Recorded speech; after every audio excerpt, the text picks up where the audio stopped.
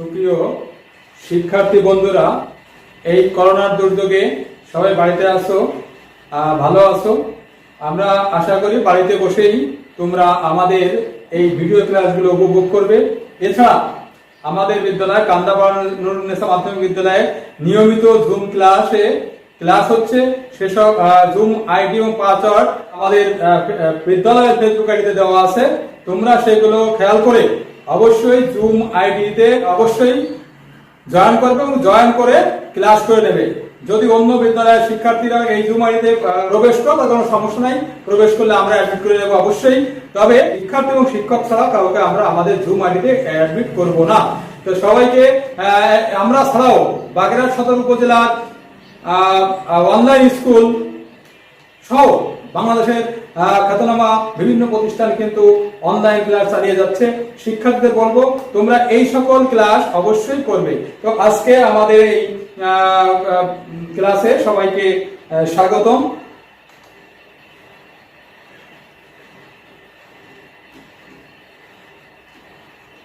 তো আশা করি সবাই আমাদের সাথে থাকবে।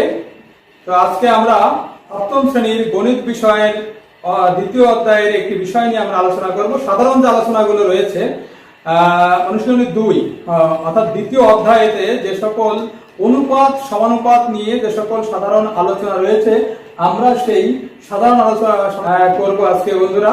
তো দেখে আসি আজকে আমাদের এই পাঠ শেষে আমরা কি কি শিক্ষণ ফল অর্জন করতে পারবো।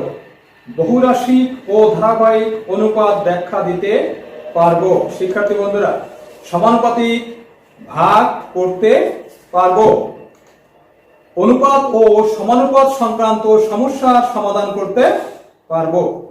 তাহলে চলো বন্ধুরা আজকে চলে যাই আমাদের মূল পাঠে। অনুপাত, প্রথম যে বিষয়টা অনুপাত কি সেটি আমরা আগে জেনে নেব।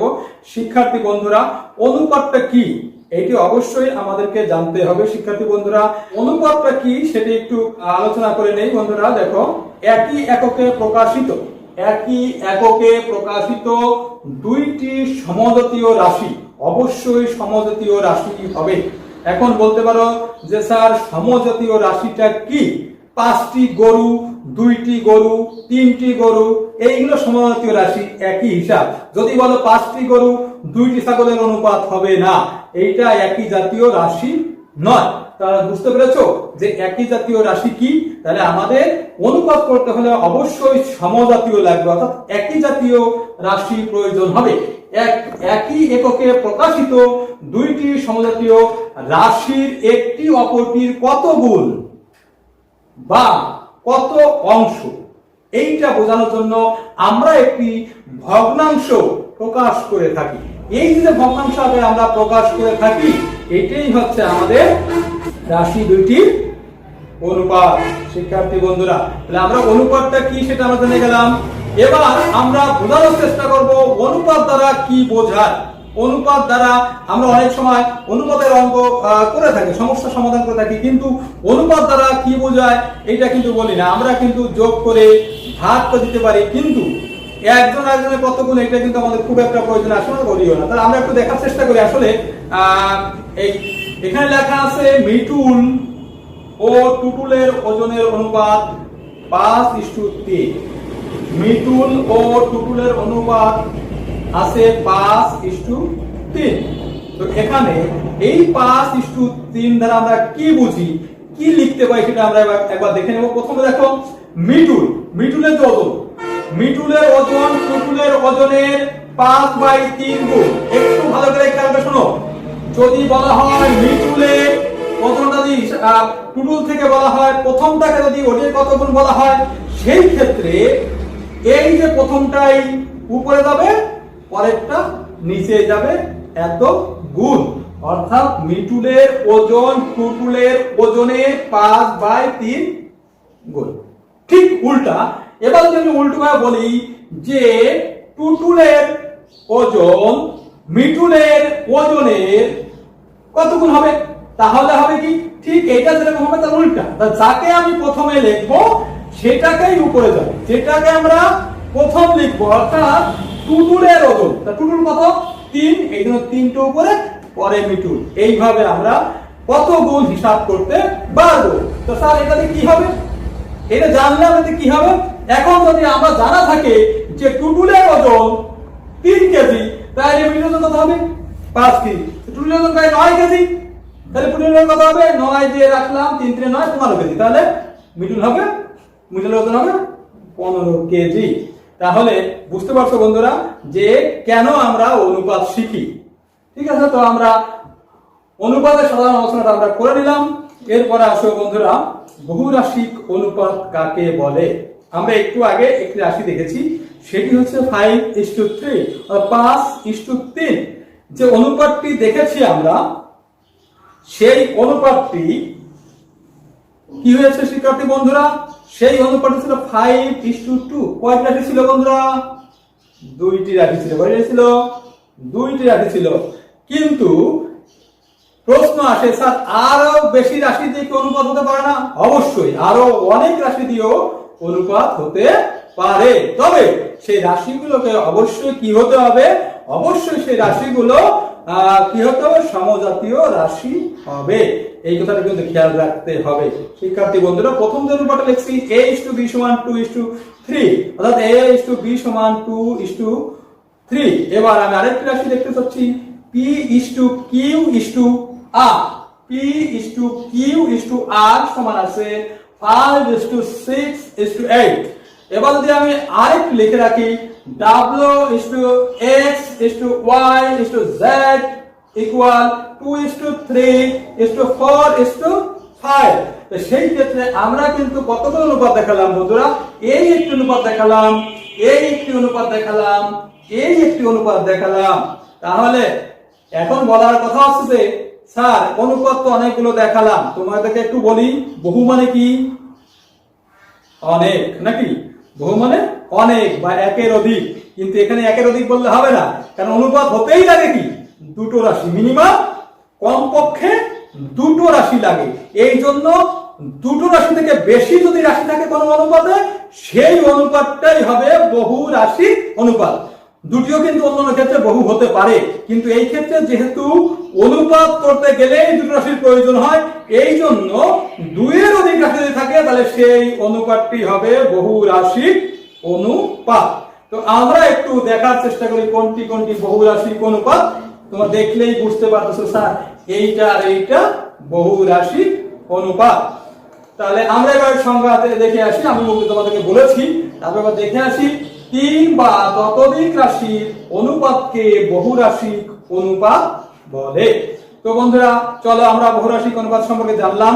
এবার আমরা চলো ধারাবাহিক অনুপাত কিভাবে নির্ণয় করা যাবে বা ধারাবাহিক অনুপাতটা কি সেটা আমরা এখন দেখে নেব। ঠিক আছে বন্ধুরা, তো একটু খেয়াল করি a:b সমান আছে 3:2, a:b সমান আছে 3:2 এবং b:c আছে 3:5। এখন আমাদের কাজটা হলো ধারাবাহিক অনুপাত নির্ণয় করা। এখন বুঝতে হবে যে স্যার কোনটিকে ধারাবাহিক অনুপাত বলে। এখন যদি এইটা নির্ণয় করি, আমাদের এখানে আছে কি কি শিক্ষার্থী বন্ধুরা, এখানে কি কি আছে একটু খেয়াল করো। একটা আছে a:b আর একটা আছে b:c। a:b আছে আর b:কি আছে, c আছে। কি আছে, b:c আছে। তাহলে এইখানে যদি এরকম বলা যায় a:b:c, যদি একবার নির্ণয় করা যায় ওইটাই হচ্ছে ধারাবাহিক অনুপাত। এই জন্য আমাদেরকে ধারাবাহিক অনুপাত নির্ণয় করতে হলে এই যে আছে আরো একাধিক থাকতে পারে, সেই ক্ষেত্রে আমরা একবারে এক থেকে দুইবার লেখা, যেখানে যারা b দুইবার আছে দুইবার লিখবো না, আমরা যখন একবার নিয়ে আসবো a:b:c অথবা c:d, এইভাবে যখন ধারাবাহিক করতে পারবো তখন সেইটাকে বলা হবে ধারাবাহিক অনুপাত। আমরা আরেকটু এগিয়ে যাই শিক্ষার্থী বন্ধুরা। দেখো শিক্ষার্থী বন্ধুরা, এই যে একটি অনুপাত রয়েছে, এই একটি অনুপাত রয়েছে, তার মধ্যে একটু কি আছে একটু খেয়াল করি শিক্ষার্থী বন্ধুরা। এই একটি অনুপাত আছে আর এই একটি অনুপাত আছে। এই অনুপাতের মধ্যে খেয়াল করো, তাহলে স্যার কিভাবে এটা করতে পারি, মনে রাখবা এইখানেও বি আছে, এইখানেও বি আছে, এইখানে বিটা আছে দ্বিতীয় রাশি, এইখানে বিটা আছে প্রথম রাশি। তাহলে যদি এইটা বি প্রথম দ্বিতীয় রাশি, তাহলে এইটা দ্বিতীয় রাশি আর এইটার প্রথম রাশি কি সমান হবে, সমান করতে হবে, যেহেতু একই রাশি সেহেতু এইখানে বি আছে 2, এইখানে বি আছে 3, তাহলে এই দুটোকে সমান করতে হবে। সমান করতে হলে সহজ যে পদ্ধতি সেটা বলে দিচ্ছি, সেটি হলো এইখানে যে বি আছে এইটা দিয়ে করতে হবে এইটাকে গুণ, এই অনুপাতকে গুণ করতে হবে। আবার এইখানে যে বিটা রয়েছে সেই বি দিয়ে আমরা এই অনুপাতটাকে গুণ করে দেব। তাহলে আমরা দেখি একটু, তাহলে এইটাকে আমরা দিলাম, এটা বিতে ছিল 3, তা আমরা এটার সঙ্গে 3 গুণ করে দিলাম। এইখানে বিতে ছিল 2, এইখানে 2 দ্বারা গুণ করে আমরা দিলাম, এটা 2 দ্বারা গুণ করে দিলাম। একটু সমস্যা হচ্ছে বোধহয়, 2 দ্বারা গুণ করে দিলাম। তাতে আমাদের কি আসে আমরা একটু খেয়াল করি। দেখো বন্ধুরা, 3 আর 3 গুণ করলে কত হয় শিক্ষার্থী বন্ধুরা? 9। 3 আর 3 গুণ করলে 9। আবার 3 আর 2 গুণ করলে কত হয়? 6। এটা কত স্যার? এটা খুব সিম্পল, এটা এত বলে দেওয়ার দরকার নেই। যাও তারপরে বলছি, দেখো এখানে 2 আর 3 যদি আমরা গুণ করি তাহলে কি হবে? 6। আবার 5 আর 2 গুণ করলে কত হবে শিক্ষার্থী বন্ধুরা? 10। তাহলে এখানে কি দাঁড়ালো বন্ধুরা? এবার a to b সমান 9:6, b to c দাঁড়ালো 6:10।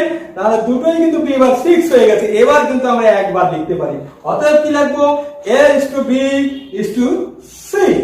কি হবে এখানে? a হলো 9 বসিয়ে দিলাম, b দুইটাই 6 দিলাম বসিয়ে 6, এরপরে দেখো 10, c হলো 10।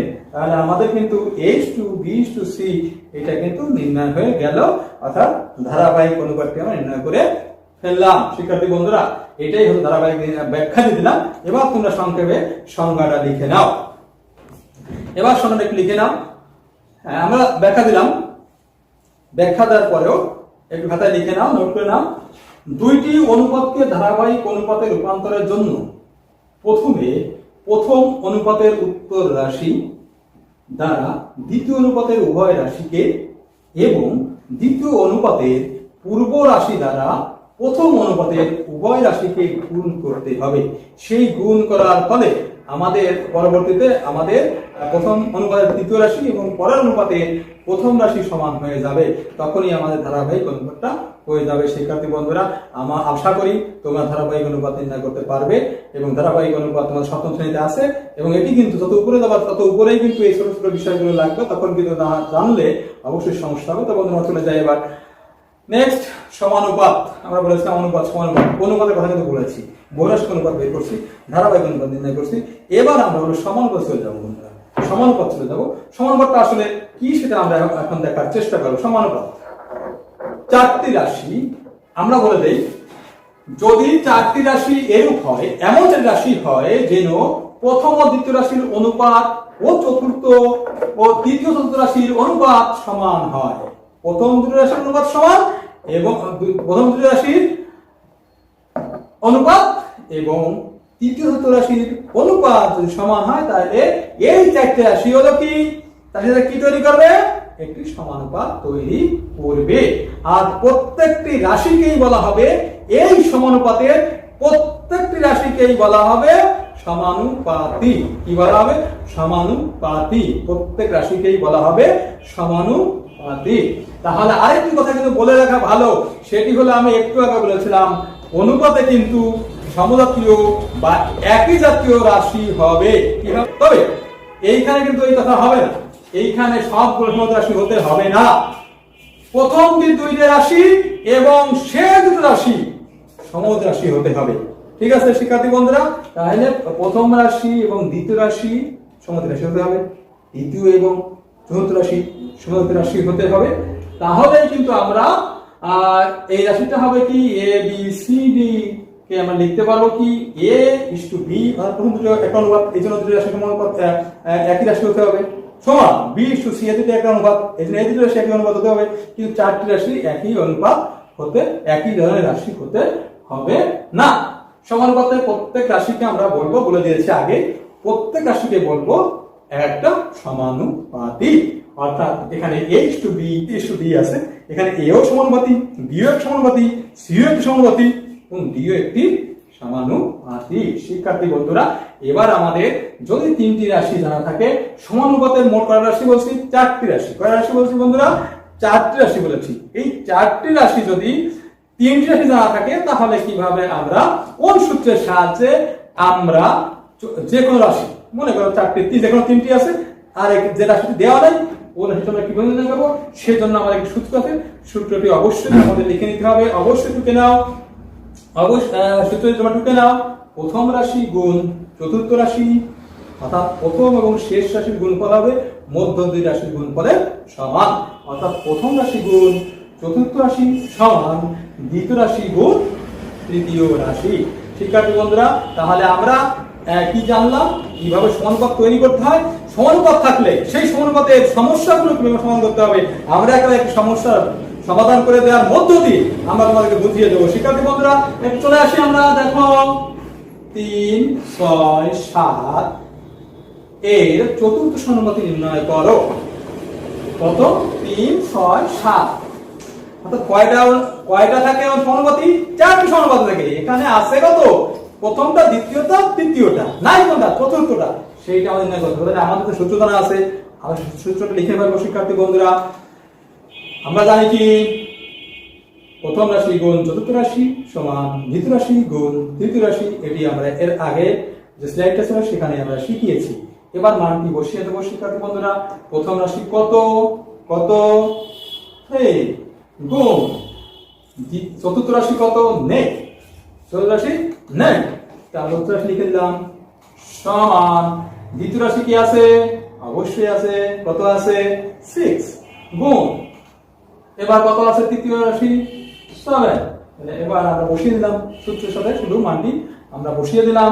এবার কি হয় দেখো বন্ধুরা, এই তিনকে যদি আমরা পাশে নিয়ে যাই, গুণ অবস্থায় আছে, কি হবে? ভাগ হয়ে যাবে। আমাদের উদ্দেশ্য কি নির্ণয় করা? চতুর্থ রাশি। শুধু সমাধান আগে চতুর্থ রাশিটা লিখে দেবো, লিখে দিলাম। এবার এই 3 কে ওপাশে নিতে হবে। নিতে হলে কি হবে? গুণ থাকলে ওপাশে গিয়ে ভাগ হবে। শিক্ষার্থী বন্ধুরা, তাহলে এখানে 6 গুণ 7 আছে। ঠিক আছে শিক্ষার্থী বন্ধুরা, ওইটা উপরে রাখলাম। আর এই যে 3 এটাকে নিচে রেখে দিলাম। তাহলে শিক্ষার্থী বন্ধুরা, আমাদের চতুর্থ রাশি কত হবে? এই 3 আর 6 যদি আমরা ভাগ করি কত হয়? 2। আর 2 আর 7 গুণ করলে কত হয়? অথবা 3 6 7 42, 3 দিয়ে ভাগ করলে হবে 3 14 42। অর্থাৎ চতুর্থ রাশি হচ্ছে কত শিক্ষার্থী বন্ধুরা? 14। ছোট্ট একটি সমস্যা আমরা করে দিলাম। তোমরা বাড়িতে বসে তোমাদের বই থেকে আরো কিছু সমস্যা হবে, সেগুলো সমাধান করবে। আশা করি চতুর্থ সমানুপাতি বা যে কোনো সমানুপাতি নির্ণয় করতে তোমরা পারবে। এবার চলে আসি শিক্ষার্থী বন্ধুরা, ক্রমিক সমানুপাত কাকে বলে এবং ক্রমিক সমানুপাত সম্পর্কে আমাদের আলোচনা থাকবে। শিক্ষার্থী বন্ধুরা, তো ক্রমিক সমানুপাতটা কি শিক্ষার্থী বন্ধুরা? একটু চলে আসি আমরা চলে আসি, একটু খেয়াল করুন শিক্ষার্থী বন্ধুরা। সমজাতীয় তিনটি রাশির প্রথম রাশির অনুপাত দ্বিতীয় রাশির অনুপাতের সমান হলে রাশি কয়টা বন্ধুরা? ক্রমিক সমানুপাতের রাশি কয়টা? আগে সমানুপাত ছিল বন্ধুরা, সেইখানে ছিল কয়টা? 4টি। আর এখানে হলো কি? ক্রমিক সমানুপাত। ক্রমিক সমানুপাত রাশি কয়টা হবে? 3টি। এই 3টি ক্রমিক সমানুপাত 3টি যখন হবে, সেই 3টির প্রথম এবং দ্বিতীয়টা অনুপাত হবে দ্বিতীয় তৃতীয়টার অনুপাতের সমান। তখন সেই অনুপাতটাই হবে ক্রমিক সমানুপাত। আর এখানে 3টি রাশি আছে, প্রত্যেকটি রাশিকে এইখানে বলা হবে ক্রমিক সমানুপাতি। কি বলা হবে? আবার বলছি, সমানুপাতটিতে যে সকল রাশিগুলো রয়েছে এগুলোকে আমরা বলবো ক্রমিক সমানুপাতি। আবারও বলছি, দেখো, ক্রমিক সমানুপাতের রাশি 3টিকে ক্রমিক সমানুপাতি বলে। শিক্ষার্থী বন্ধুরা, আমরা ক্রমিক সমানুপাত কাকে বলে এবং ক্রমিক সমানুপাতের রাশিগুলোকে কি বলে সেটিও আমরা জেনে নিলাম। এবার আমরা শিক্ষার্থী বন্ধুরা আসবো ক্রমিক সমানুপাতের সূত্র। যেরকম আমরা সমানুপাত করার সময় সমস্যা সমাধানের জন্য এক সূত্র দিয়েছিলাম, ঠিক তেমনি এবার ক্রমিক সমানুপাতের নির্ণয়ের সময় যে সূত্রটি লাগবে সেটি একটু লিখে নাও, সুন্দর করে টুকে নাও বন্ধুরা। তো কি লিখতে পারি আমরা? খাতায় লিখে নাও শিক্ষার্থী বন্ধুরা। প্রথম রাশি গুণ হলো তৃতীয় রাশি। প্রথম রাশি গুণ তৃতীয় রাশি সমান মধ্য রাশি স্কয়ার। অর্থাৎ প্রথম এবং তৃতীয় রাশির গুণফল হবে দ্বিতীয় রাশির বর্গের সমান। প্রথম এবং তৃতীয় রাশির গুণফল হবে মধ্য রাশি বা দ্বিতীয় রাশির বর্গের সমান।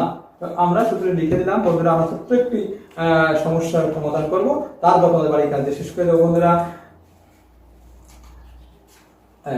আসো বন্ধুরা, সমানুপাতিক ভাগ কিভাবে করা যায় এটা আমরা দেখবো। এবার সমানুপাতিক ভাগটা কিভাবে করা যায়।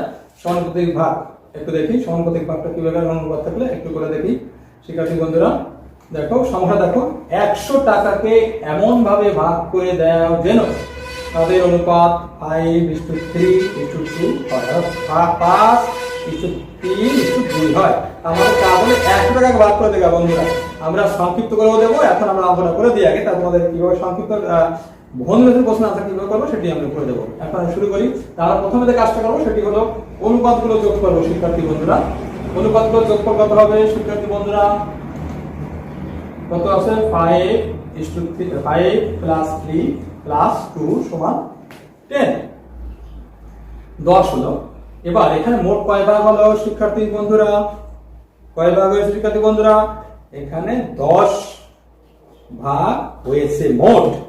তাহলে প্রথম জন পাবে 5 ভাগ, দ্বিতীয় জন পাবে 3 ভাগ, তৃতীয় জন পাবে 2 ভাগ। তাহলে 10 ভাগের থেকে এত এত ভাগ পাবে। তাহলে আমরা যদি বহু নির্বাচনী প্রশ্ন করি তাহলে সমস্যার সমাধানটা নিয়ে নাও বন্ধুরা। প্রথমে সেই সমস্যা নাও। মনে করো আমাদের 100 টাকা আছে, মোট ভাগ কয়টা? 10টা। মোট ভাগ কয়টা? 10টা। তো 10 ভাগ যদি হয়ে থাকে, 10 ভাগে ভাগ করলে এক ভাগে কত পড়ে?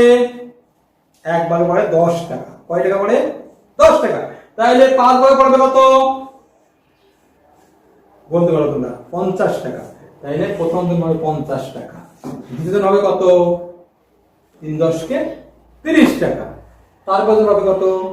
10 2 20 টাকা। তাহলে এটা হলো অঙ্ক না, আমাদের সমস্যাগুলো সময় ওই না করেও আমরা কিন্তু মুখে মুখে বলে দিতে পারি। এটা বলতেও হবে, শিখতে হবে। কেন? বহু নির্বাচনী প্রশ্ন আমাদের আছে, ঠিক আছে? এখন তোমাদেরকে কিভাবে সমস্যা সমাধান করতে হবে সেটি আমরা দেখিয়ে দিচ্ছি। অনুবাদগুলো যোগফল রয়েছে। এবার প্রথম ভাগ কত পাবে বলেছিলাম? মোট হলো 100 টাকা। মোট কত টাকা? 100 টাকা। 100 টাকা এ কত ভাগ? কত ভাগ? কত ভাগ? 10 ভাগের 5 ভাগ। 10 ভাগের 5 ভাগ। এই লিখে দিলাম। 10 ভাগে কয় ভাগ দেবো? কয় ভাগ দেবো 10 ভাগের? 5 ভাগ। তাহলে কত হয় বন্ধুরা? 10 টাকা করলে কত হয়? 10 হয়। সেই 10 আর 5 যদি গুণ করি কত হয়? 50। জি না। এবার দ্বিতীয় ভাগ বন্ধুরা, আবার 100 লিখে দিলাম। 100 এর কত ভাগ? 100 এর কত ভাগ শিক্ষার্থী বন্ধুরা? 10 ভাগের কত ভাগ? 10 ভাগের কত ভাগ? 10 ভাগের 3 ভাগ শিক্ষার্থী বন্ধুরা। তাহলে ওই ভাগ করে দেই। 10 10 কে কত? 100 এবং সমান কত হয়? 3 10 কে 30 টাকা। এবার তৃতীয় ভাগ শিক্ষার্থী বন্ধুরা, তৃতীয় ভাগটা ঠিক সেম একই ভাবে। এটা তোমাদেরকে যদি ক্লাস হতো কি করতে দিতাম, এখন দরকার নাই, সময় নষ্ট করার দরকার নেই। 100 এর কত হবে? 10 ভাগের 2 ভাগ। তাহলে 10 আর 100 কে ভাগ করলে কত হবে? 10 হবে।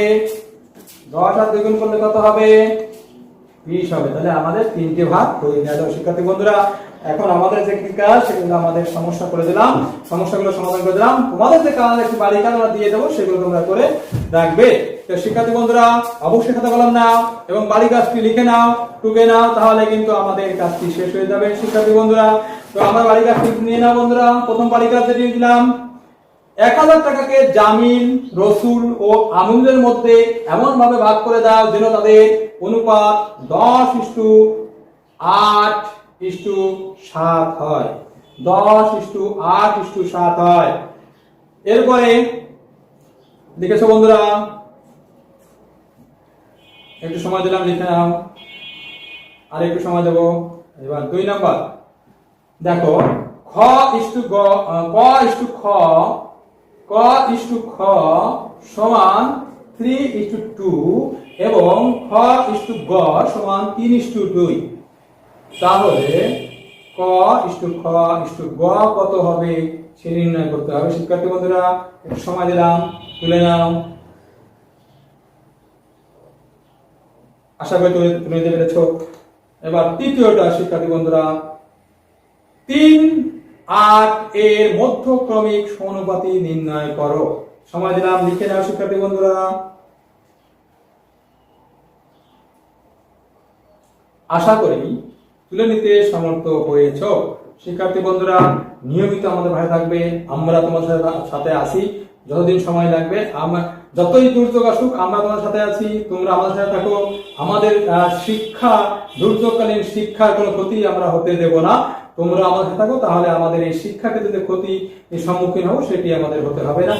জাতীয়ভাবে মাননীয় প্রধানমন্ত্রী, শিক্ষামন্ত্রী আমাদেরকে যেভাবে গাইডলাইন দিচ্ছে, তাতে অবশ্যই আমাদের মনে হয় আমাদের ক্ষতির সম্ভাবনা অনেকটা কমে যাবে।